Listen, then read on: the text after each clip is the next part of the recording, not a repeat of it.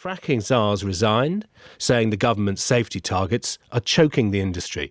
Natascha Engel, who was Commissioner for Shale Gas until last night, says current UK rules on detecting tremors mean that pumping and extraction work is suspended at levels equivalent to a rumble in a train tunnel.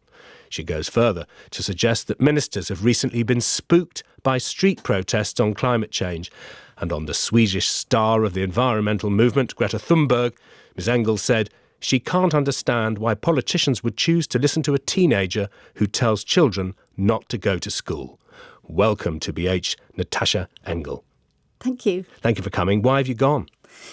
Well, as you said at the top of your piece about the sort of ridiculous limits that are set by the government on when fracking has to be paused, which aren't set by government on any other industry. So if you applied the same standards to anything else, you wouldn't build another school or hospital. You probably wouldn't have any buses or lorries on the road. So, it's applying a standard to an industry just because it's got a bit of a horrible sounding name, rather than actually looking at how do we get our carbon emissions down? Well, we can do that by fracking and our energy security. How do we secure that going into the future? And also, most importantly, jobs.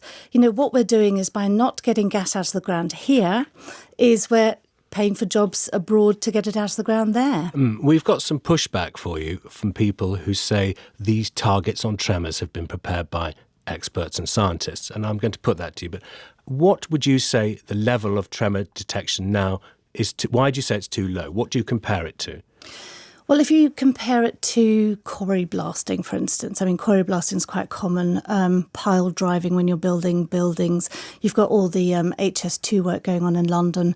Those sort of large-scale industries cause far more movement on the surface than it would ever do with fracking. So pile driving for a new train system would be stopped under the system used to detect tremors? No, and this is the problem, is that they've introduced a system called the traffic light system, which is about earth tremors. In the rest of the extractive industries and construction, they use a system where they look at surface movement.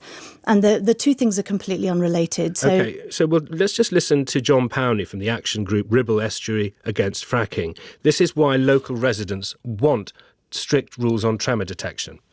Our concerns obviously are many. Seismic activity is one that we all know about. However, for local people around here, the main issue seems to be on possible contamination from fracking fluid, both below ground and above ground. Now, on that, Professor Stuart Hazeldine of Edinburgh University has said that the risk is that any tremor could damage a well, could damage our drinking water.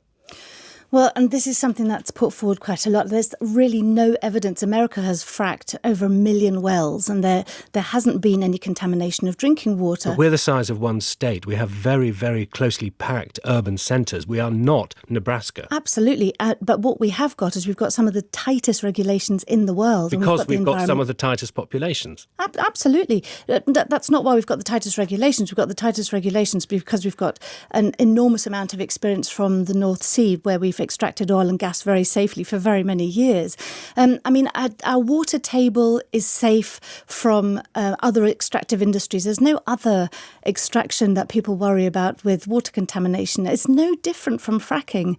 And that's really the issue that I'm trying to raise, is that this is no different from getting any other mineral or stone or anything else out of the ground. But what is unique about it is that it's been the target of a very, very well-funded environmental campaign that is actually raising its own profile at the expense of actually getting British industry off the ground. Because the reverse side of that coin is that the generation of the people who are fracking has eaten the resources of the young people, and that there is a social media campaign and a street campaign, which you've also said has spooked ministers. Let's listen to Greta Thunberg on the Today programme. Listen to the scientists. Once you fully understand the consequences of the climate and ecological crisis, then you know what you must do, what habits you need to or should change. You've taken aim at her power. Absolutely not. I think what she's done is absolutely amazing in raising the issue of climate change. And you said you can't understand why politicians would choose to listen to a teenager who tells children not to go to school. Yeah, that's right. I mean, I agree with her in terms of kind of raising this up the political agenda. That's really important. That doesn't mean I agree with the solutions that she's putting forward.